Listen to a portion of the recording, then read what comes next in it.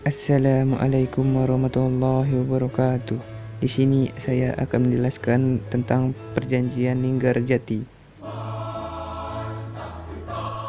Perundingan atau Perjanjian Linggarjati adalah suatu perundingan antara Indonesia dan Belanda di Linggarjati, yaitu Jawa Barat, yang menghasilkan persetujuan mengenai status kemerdekaan Indonesia.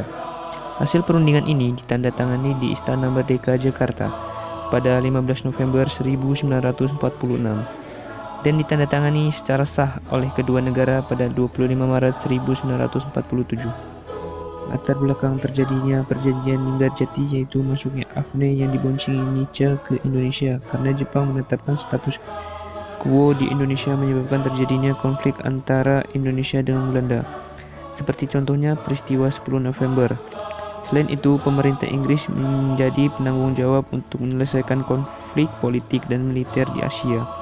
Oleh sebab itu, Sir Archibald Colker, diplomat Inggris, mengundang Indonesia dan Belanda untuk berunding di Hoge Veluwe.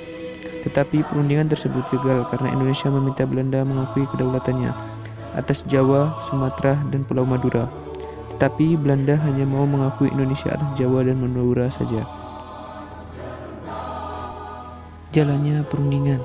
Dalam perundingan ini, Indonesia diwakili oleh Sultan Syahrir dan Belanda diwakili oleh tim yang disebut Komisi Jenderal dan dipimpin oleh Wim Schutzhermerhorn dengan anggota Haji van Mook dan Lord Killearn dari Inggris yang bertindak sebagai mediator dalam perundingan ini. Dan hasil perundingan tersebut, yang pertama, Belanda mengakui secara de facto wilayah Republik Indonesia, yaitu Jawa, Sumatera, dan Madura. Yang kedua, yaitu Belanda harus meninggalkan wilayah Republik Indonesia paling lambat tanggal 1 Januari 1949. Dan yang ketiga, yaitu pihak Belanda dan Inggris sepakat membentuk negara RIS.